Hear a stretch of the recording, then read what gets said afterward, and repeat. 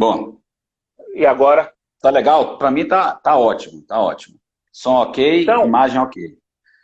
Pode então cortar só os para. comentários que eu acho que fica melhor, fica mais fácil a conexão. Aí depois o pessoal participa. Então vamos lá. Então é isso. Então a minha pergunta com essa introdução, quando eu comecei a estudar processo, foi exatamente em meados dos anos 90, veio a reforma da lei do agravo de instrumento. E o que se dizia à época era: vamos ter que acabar com esse maldito mandado de segurança contra ato judicial. Maldito, a gente não pode nem. Vamos fazer de tudo para acabar com ele, que ele é pernicioso, ele é uma deformação do sistema. Ele era aquilo que se poderia falar, e aí por isso que eu usei a metáfora, do Lord Voldemort, de Harry Potter. Aquele cujo nome não pode ser repetido, não pode ser mencionado. Sai de que 25 anos depois, ele, aquele cujo nome eu não posso dizer, mas que é o tema da nossa exposição, ele sempre aparece, sempre volta. Sempre tem um julgado novo, sempre tem um uso, um espaço da prática forense em que ele pode aparecer.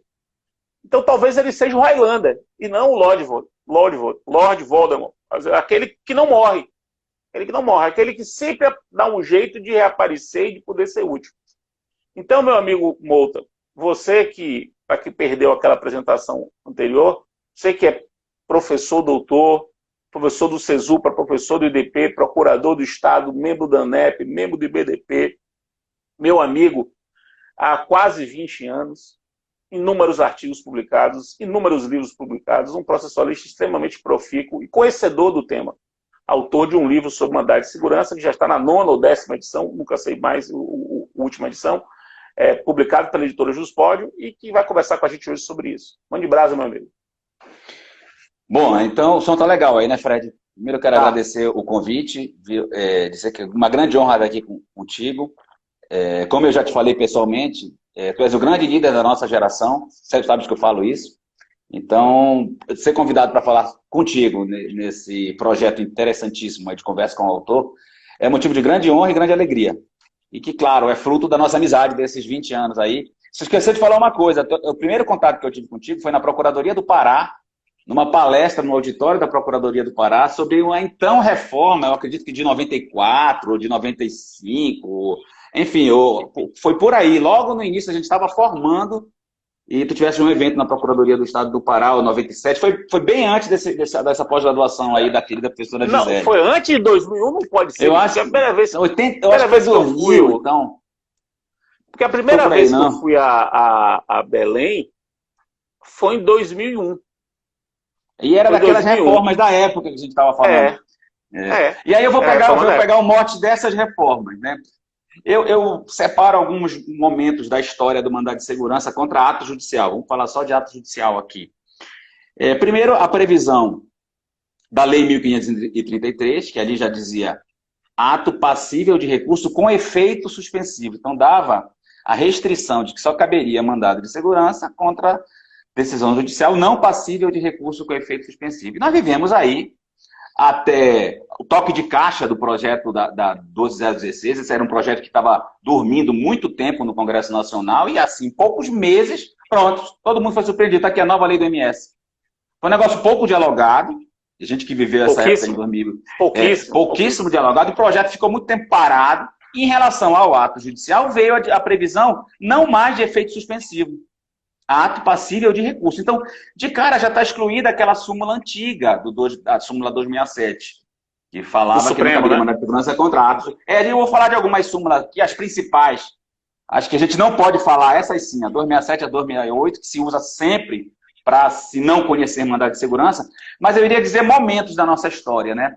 O momento do uso do mandado de segurança para obtenção de efeito suspensivo no agravo, um outro momento do mandado de segurança, inclusive para discutir coisa julgada, já se falou em desconsideração ou relativização da coisa julgada por mandado de segurança.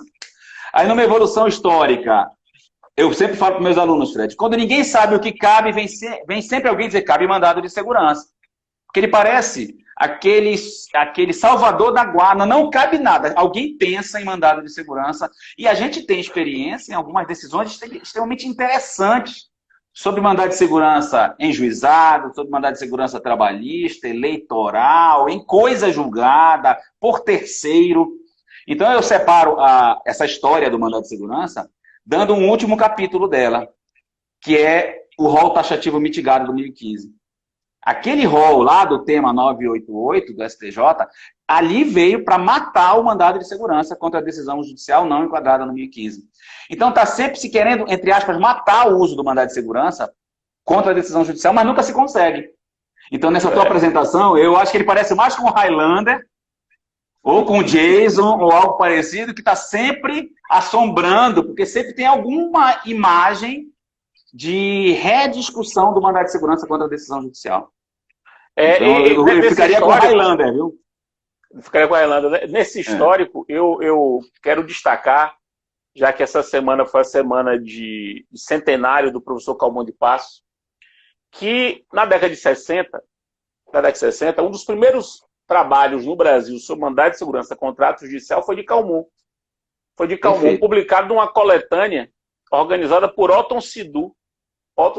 E esse trabalho de Calmon, acho que é 61, foi o resumo de uma palestra que ele fez num congresso. E aí saiu esse trabalho. Foi o trabalho que inspirou o entendimento do Supremo a respeito do assunto, consolidado na súmula 267, que estaria superada, a súmula 267 do Supremo, foi inspirado nesse pensamento de Calmon. Então, é uma homenagem que...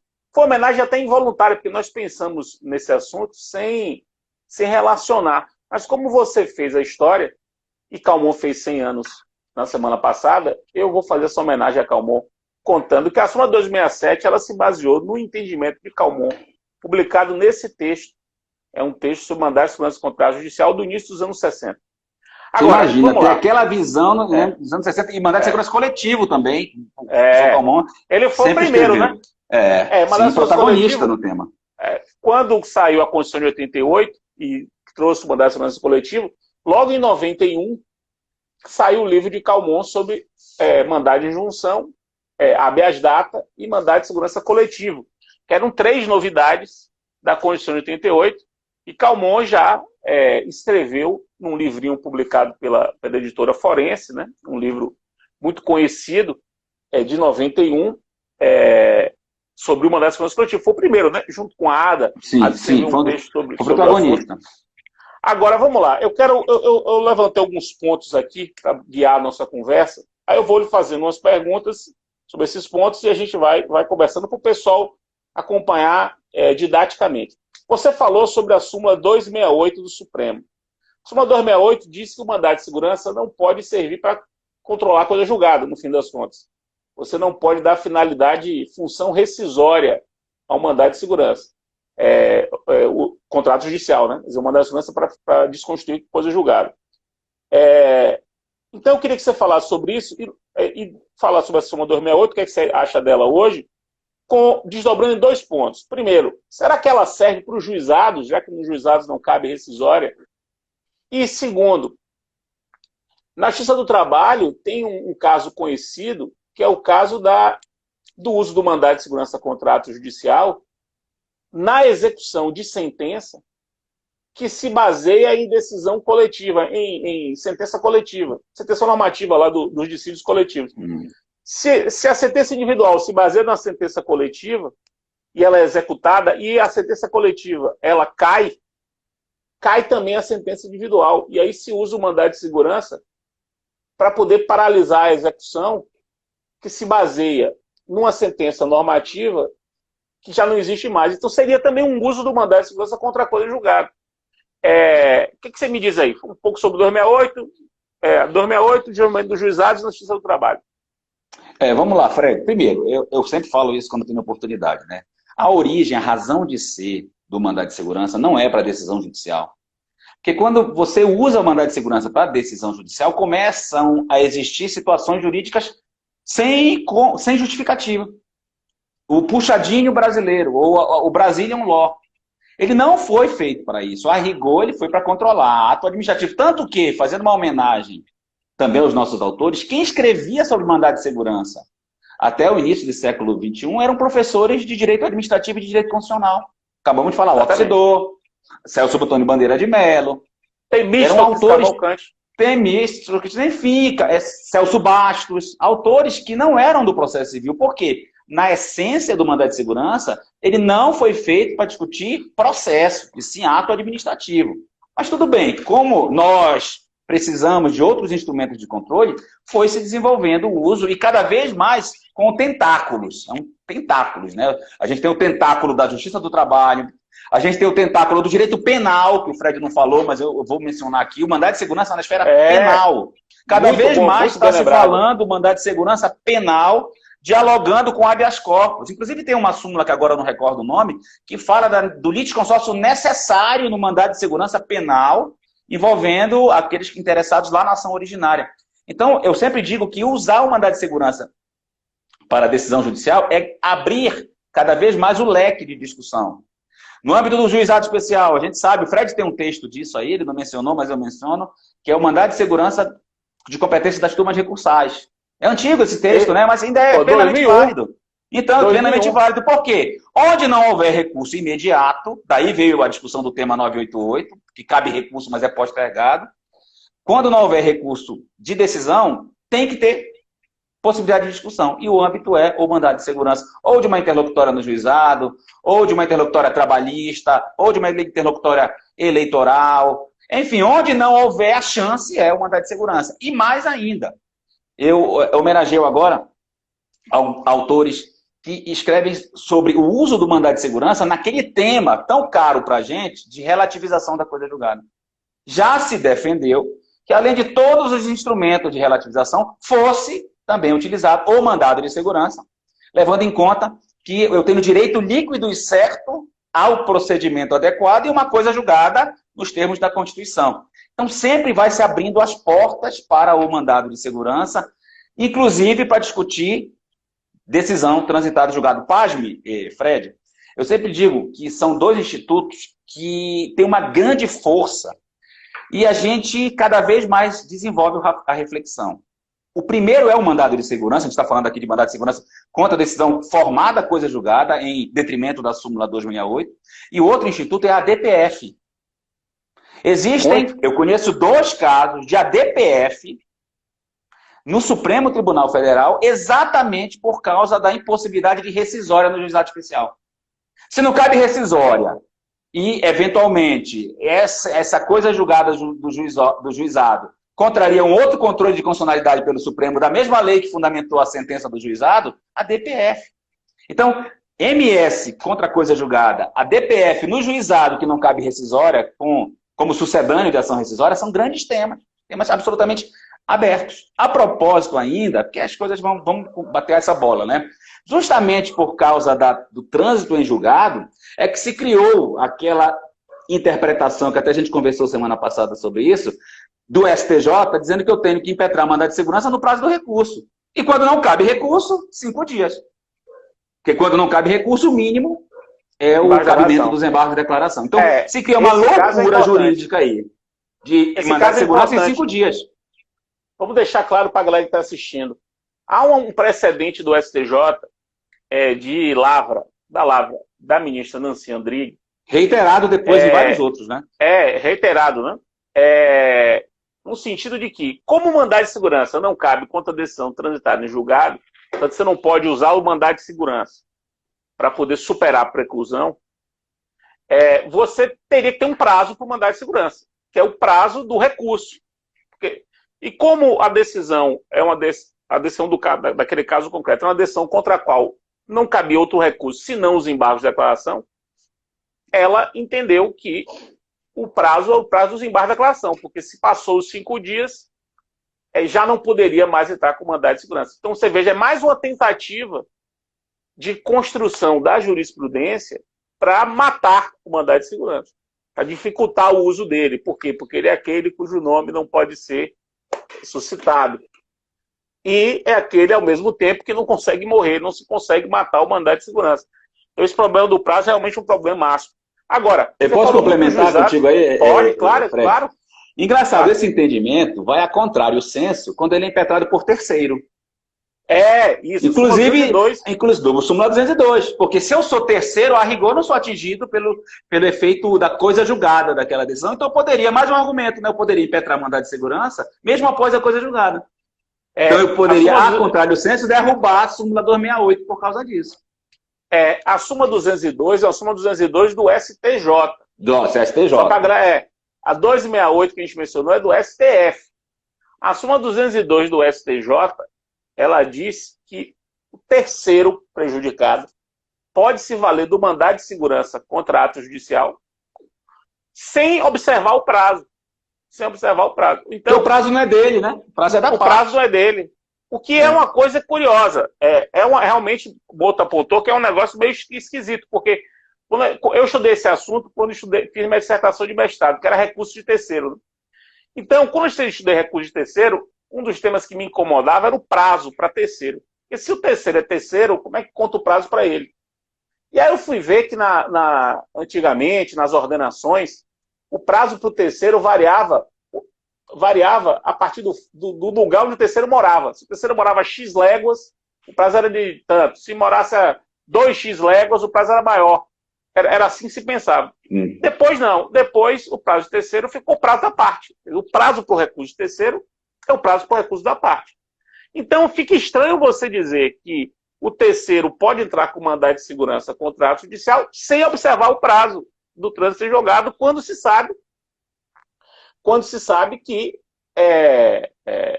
a parte tem de recorrer para evitar o trânsito em julgado. Né? Olha aqui o pessoal colocando a súmula. Súmula 202 do STJ.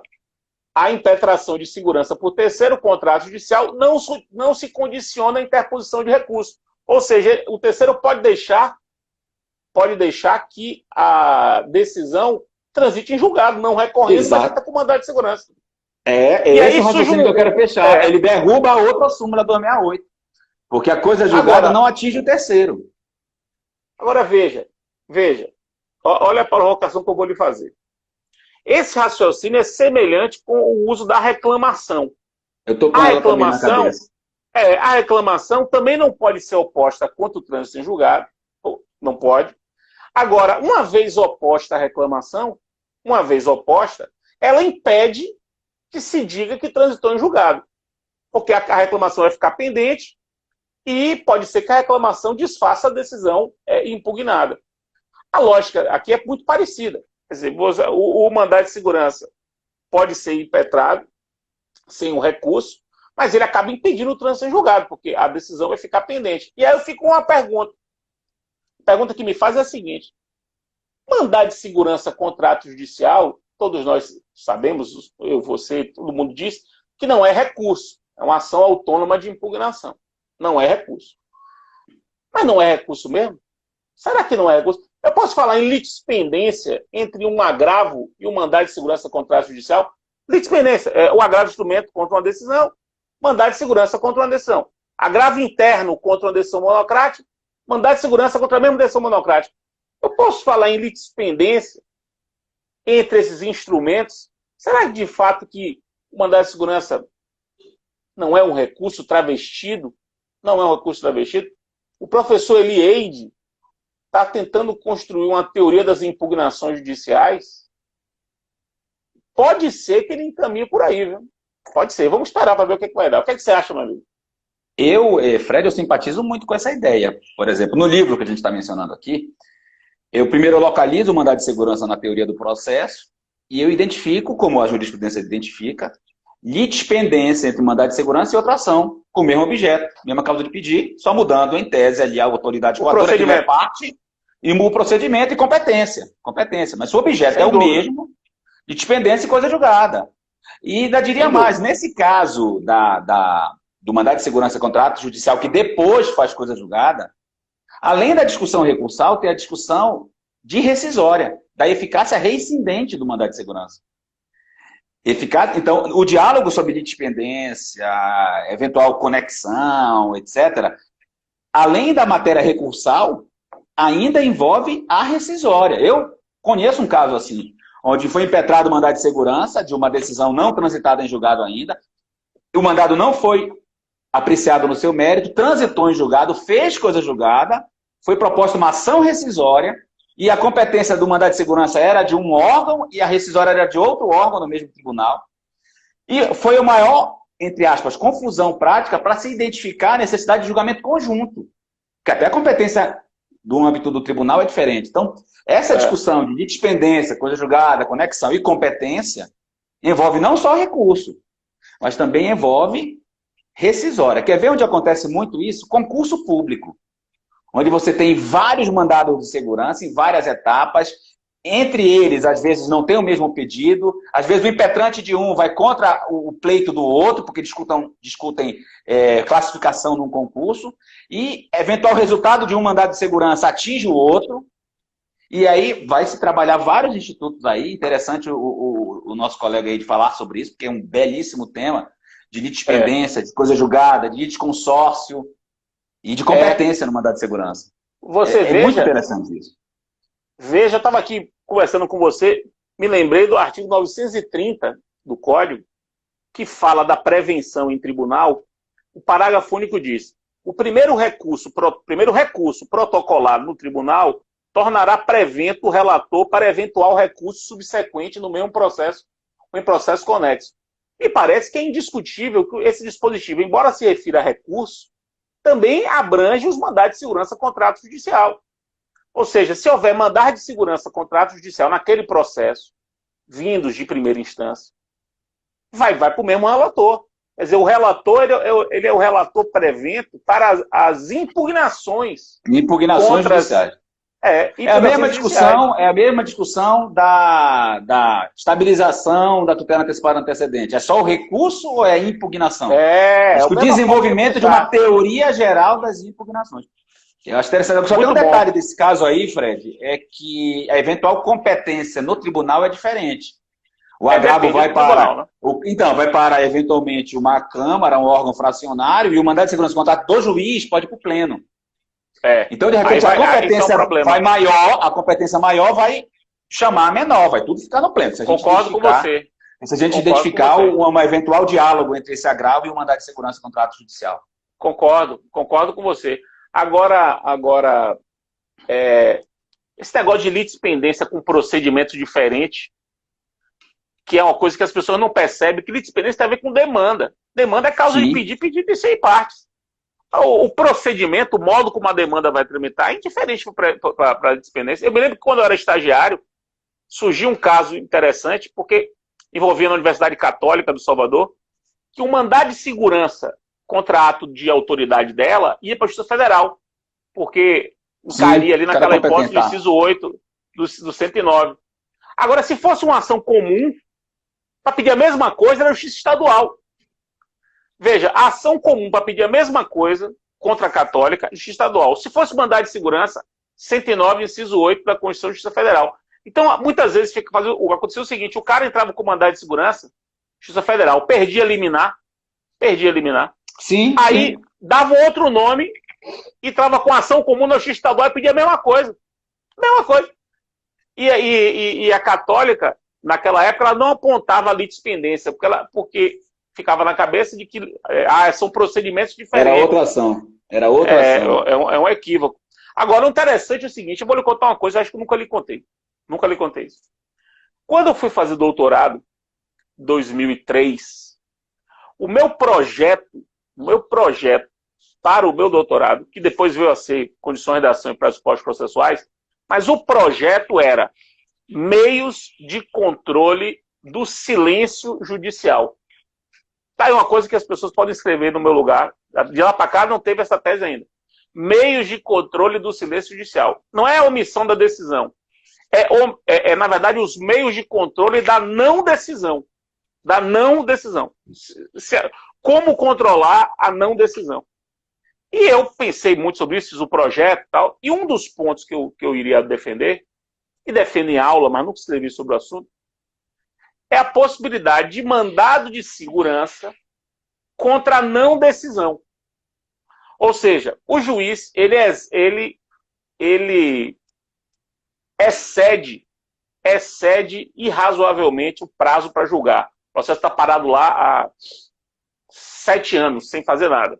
Você provoca ele nada.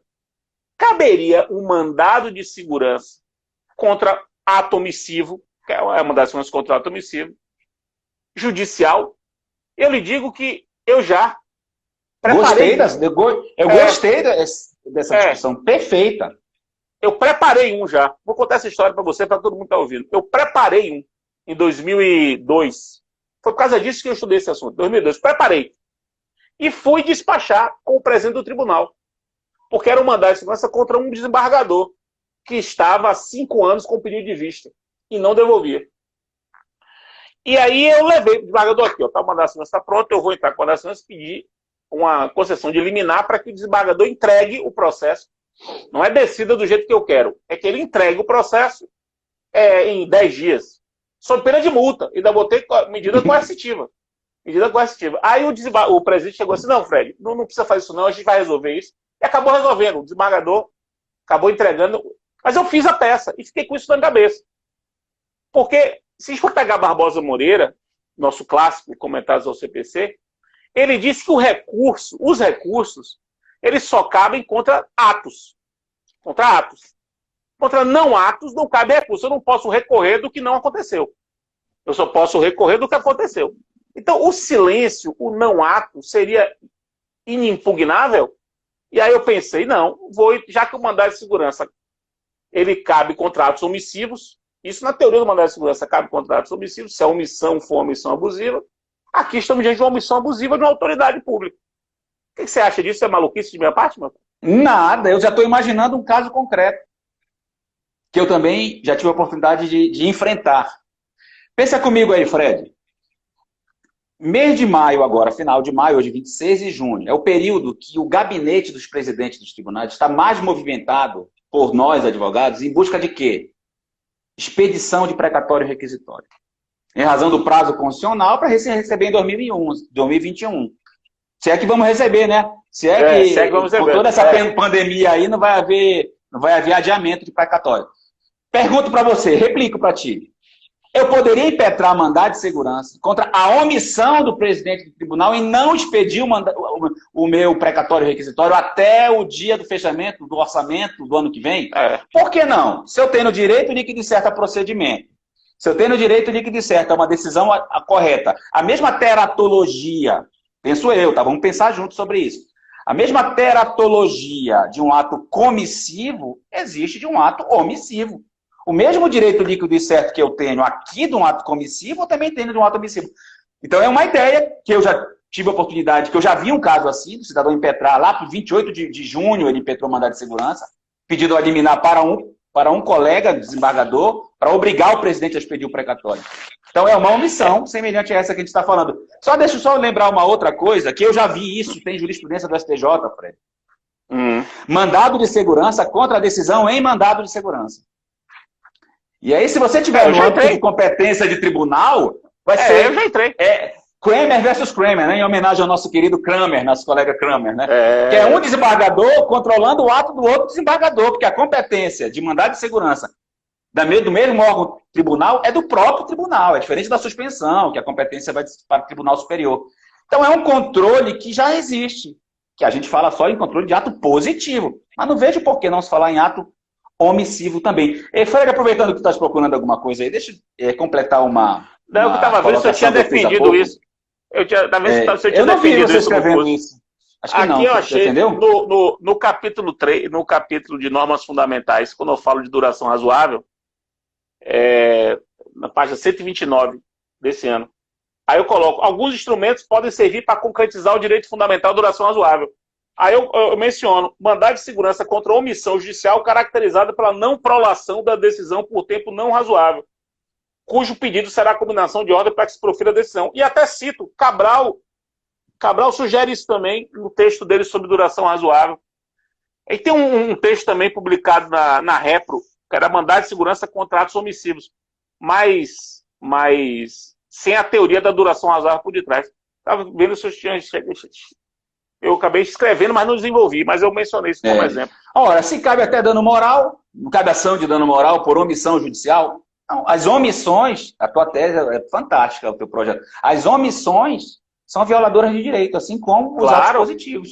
Deixa eu só completar, Fred, para falar Manda. aquilo que eu mencionei há pouco, que é estranho o mandado de segurança contra ato judicial, especialmente quando você trabalha a esfera recursal. Eu acho que a gente nunca conversou sobre isso. Eu me lembro que eu conversei com Câmara sobre isso. É muito estranho você falar, por exemplo, em mandado de segurança, numa ação de despejo, contra a ordem de despejo, que o cara impetra mandado de segurança no tribunal, onde a discussão é tipicamente privada, a luta dele com o locador e a decisão judicial, aí o tribunal denega a segurança. Por exemplo, o fulano interpõe recurso ordinário. Você sabe quem vai fazer as contrarrazões do recurso ordinário? O procurador do Estado. O que o Estado, como órgão, claro que o judiciário é Estado, mas qual é o diálogo de direito público Eu ia perguntar que sobre provoca a necessidade de intervenção da Fazenda Pública? E tem, porque o tribunal abre prazo. E aí a gente conversando, conversei muito com Câmara sobre isso, não há necessidade de intervenção da Procuradoria, porque não é ato administrativo. Se fosse ato do Poder Legislativo, de eficácia concreta, até vai lá eu poderia identificar a necessidade de uma contrarrazão. Agora, ato tipicamente privado, levado para a via de mandado de segurança, é muito estranho essas contrarrazões. É eminentemente privado. O interesse, na verdade, o mandado de segurança, a outra parte do mandado de segurança contra ato judicial é outra parte do processo, né? Claro, é litisconsórcio. E tem litisconsórcio obrigatório, aí se tiver mais de um. Litisconsórcio necessário. Para poder perturbar você, já que você falou disso, recentemente surgiu uma polêmica sobre se um tribunal, quer dizer, um poder judiciário, poderia ter a sua procuradoria. Poderia, por exemplo, criar um cargo de procurador do Tribunal de Justiça. Quer dizer, o procurador do Poder Judiciário. Seria um cargo dentro da estrutura do Judiciário. Para atuar em casos assim, em casos em que o tribunal ou o Poder Judiciário está do outro lado. Havendo isso, esse procurador poderia se manifestar? Você admite isso? Não, eu iria fazer uma questão de ordem aí. Ia falar uma questão de ordem que eu não vejo como constitucionalmente defender isso. Nós sabemos que é o tribunal que fez isso nacionalmente falando, mas eu até admito isso numa função administrativa. Agora, jurisdicional, o tribunal é poder. Poder é Estado, poder é União. Então, a representação no meu modo de pensar, esse assunto é polêmico, é a AGU e procuradorias estaduais. E não essa representação interna do próprio tribunal. E lembra que teve um caso também, eu acho que foi nesse mesmo tribunal, em que o tribunal se considerou parte, e se apresentou a petição de amigo, o tribunal. Essa foi ótima. Fantástica, fantástica. Essa foi um caso, o Tribunal de Justiça. O tribunal, exato. Interveio em primeira instância, ele como órgão interveio em primeira instância de um processo que tramita sob sua jurisdição para se colocar como amicus curiae. Quer dizer, o amicus curiae vai ser aquele que vai julgar a causa em grau de... É o que vai julgar a causa. Exatamente. Eu até admito que os tribunais funcionem como amicus curiae, possam funcionar como amicus curiae em determinadas situações, em processos que não estão submetidos à sua jurisdição. Porque se a gente pensar bem, tem um dado curioso historicamente. No final do Império, quando Dom Pedro II editou um decreto para regulamentar os assentos, a edição de assentos pelo então Supremo Tribunal de Justiça, corresponde hoje ao nosso STF, está lá no decreto do Imperial, dizendo que o então Supremo Tribunal de Justiça, para editar um assento vinculante, ele teria que ouvir os tribunais da relação. Os tribunais da relação entrariam como amicus curiae. Para poder fornecer, orientar o Supremo Tribunal de Justiça nas teses, cada um dá a sua visão da tese. Funcionaria como o equivalente a um agente de colaboração com a decisão. Agora, num processo que está sob sua jurisdição, ele ser ao mesmo tempo amicus curiae, aí é demais para mim. Não, e é um amicus curiae interessado, né? Porque a justificativa deles é que a causa iria atingir todos. Então, o próprio desvio da função do amicus curiae, em razão do interesse pessoal que tinha o tribunal. Interessante. Esse caso é muito interessante de pesquisar. Muito interessante. O pessoal está mostrando aqui que essa história de mandar de segurança para omissão é algo muito comum em processo administrativo. Sim. A lógica é a mesma. É um mandado de segurança, porque, veja, Madi, que não é mandado de segurança pelo non-liquid. Porque o non-liquid seria o juiz dizer assim, não consegui julgar. Não consegui julgar. Ele responde sem julgar. Aqui, na verdade, é o mandado de segurança para obrigar a responder. Inclusive com combinação de medida coercitiva para isso. Agora, retomando aqui... Me passou aqui a seguinte ideia, olha, ainda temos tempo, né, Fred? Passou a seguinte ideia aqui, Fred, para fazer uma analogia com o mandado de segurança contra ato administrativo por omissão. Só ratificando o que foi colocado aí na pergunta, a jurisprudência, pelo menos dominante, tem o seguinte: mandado de segurança contra ato omissivo.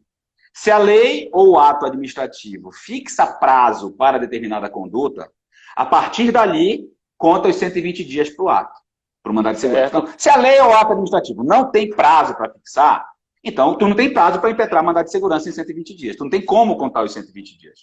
Eu poderia trazer para cá isso. Se a lei estabelece que tem um prazo de 10 dias para proferir uma decisão, razoavelmente mais 10, a partir dali o meu direito estaria violado para fins de mandado de segurança por omissão judicial.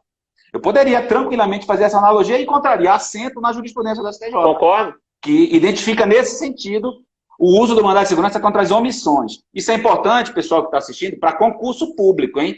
O tal do aprovado dentro do número de vagas. Tem direito a impetrar logo ou não? Vai se discutir aí as omissões administrativas. Em que momento a omissão de não nomear viola o direito líquido e certo? E tem muito entendimento jurisprudencial sobre isso. A gente trata no livro um capítulo específico sobre a mudança entre a expectativa de direito e o direito líquido e certo em razão das omissões administrativas. Eu acho que vale a pena indicar aí essa passagem. Muito bom.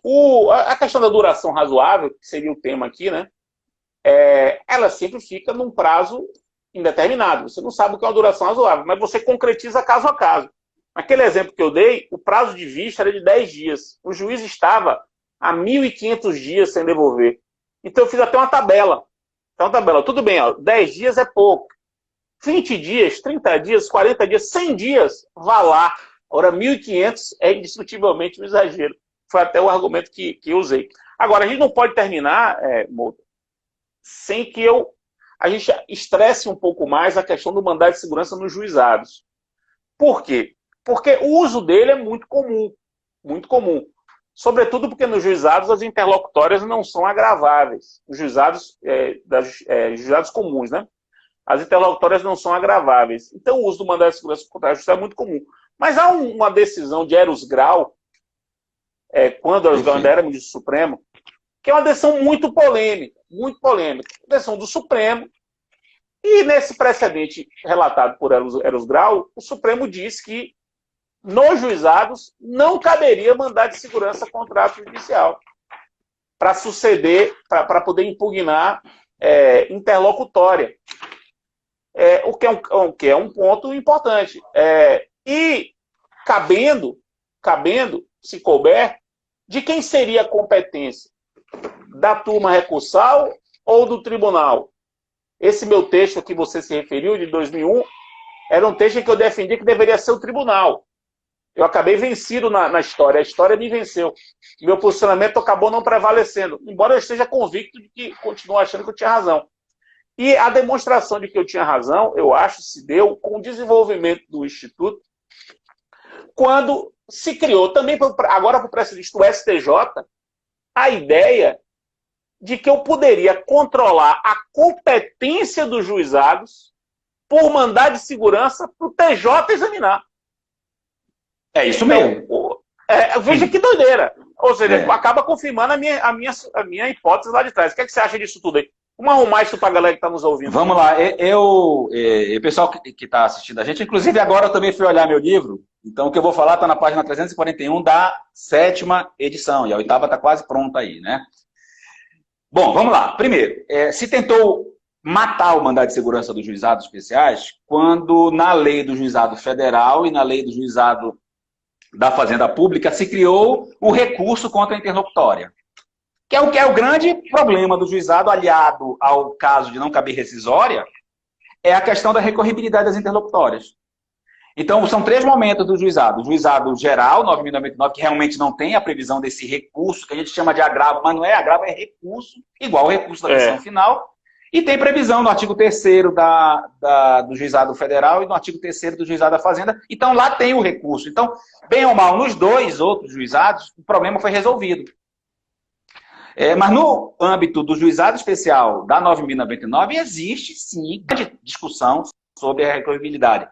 Fred, só que agora, como eu estou lendo o livro aqui, eu vou logo dizer para vocês que, na verdade, esse entendimento de Fred, quanto à questão da irrecorribilidade das interlocutórias, o Fred caiu. Eu não sei se eu caí, pessoal. Falem aí se eu estou no ar ainda, que o Fred eu acho que caiu. A tua imagem parou, Fred. A imagem parou. Voltou agora. Tá me ouvindo? Então eu estou aqui. Vou continuar. Então, essa questão, Fred, do mandado de segurança no juizado, na verdade, teve repercussão geral no Supremo. O Supremo, no RE 576847, com repercussão geral reconhecida, identificou que é irrecorrível a decisão do juizado especial, inclusive... E depois, tem decisões minhas aqui transcritas de 2013, 2014, mantendo esse entendimento. Então, na verdade, é um problema assim, sendo o sistema de precedentes obrigatórios, criou uma repercussão geral, dizendo que não cabe mandado de segurança no juizado, quando, na verdade, a gente, na prática, tem que controlar a decisão do juizado. É muito perigoso para o sistema de justiça você ter uma decisão sem controle. Então, é uma briga que nós, doutrinadores, vamos continuar batendo. Eu, por exemplo, defendo que cabe sim um mandado de segurança nessas 2 situações. Contra a liminar e contra a decisão transitada em julgado. Aí a polêmica é porque não cabe rescisória. Aí você usar o mandado de segurança como eficácia reincidente. Agora, qual é a competência? Você já fechou. Se a minha discussão é de mérito da decisão, é turma recursal. Isso, a jurisprudência é tranquila. Se a minha decisão é sobre a própria competência de atuação do juizado, ou seja, a matéria o juizado é incompetente para atuar, o controle é via judicial. Inclusive superando aquela velha história de que o juizado não está subordinado ao controle do Tribunal de Justiça. Está. Tanto aqui, das liminares sujeitas a mandado de segurança, quanto no sistema de precedentes obrigatórios, lá do IRDR, etc.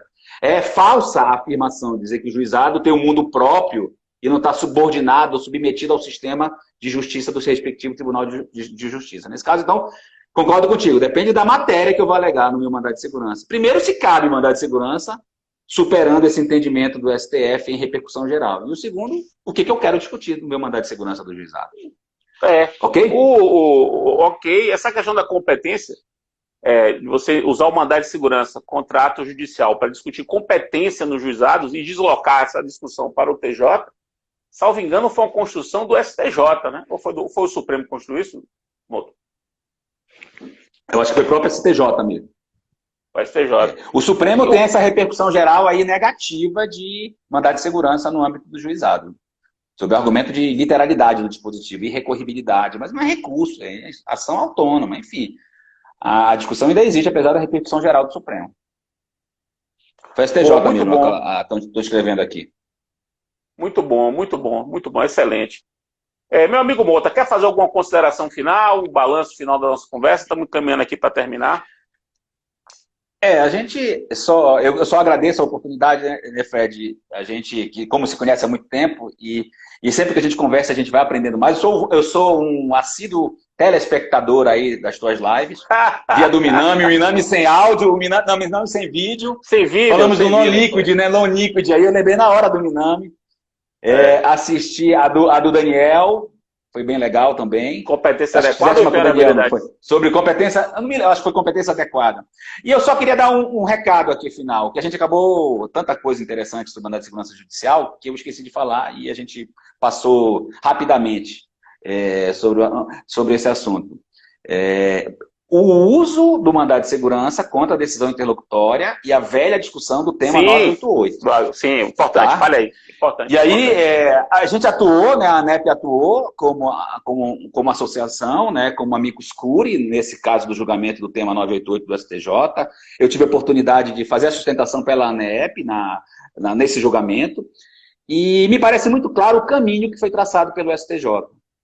Primeiro, admitindo muito cuidado, muita restrição antes do tema 988, um caso ou outro isolado, o cabimento de mandado de segurança contra a decisão interlocutória não submetida ao 1015, e no julgamento do 1015, no meu entendimento, o STJ fechou a porta. Porque a partir do momento que ele abriu o leque com aquela expressão aberta de que a interlocutória tem que ser recorrível agora, porque é imprestável a apelação, porque há perda de direitos, é o caso típico de discussão de mandado de segurança contra ato judicial. Então, parece-me que com este julgamento, a porta do STJ interpretativa fechou para discussão de mandado de segurança contra a interlocutória, apesar de eu continuar defendendo que cabe. Eu continuo defendendo que a interpretação do legislador foi fechar a porta. Então, onde fechou a porta, tem que abrir uma janela. E a janela é o mandado de segurança. Claro que atendido os requisitos ali da teratologia, etc. Mas parece-me que o caminho da jurisprudência, neste momento histórico, é falar que, na dúvida, entre com o agravo, não vai impetrar mandado de segurança.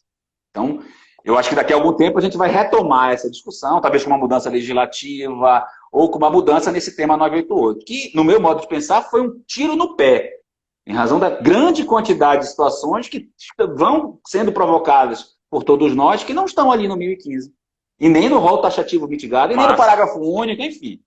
Então, eu ainda, como defensor do mandado de segurança, ainda vejo o mandado de segurança como instrumento de decisão de controle de interlocutórias, em que pese a restrição aí do STJ no tema 988.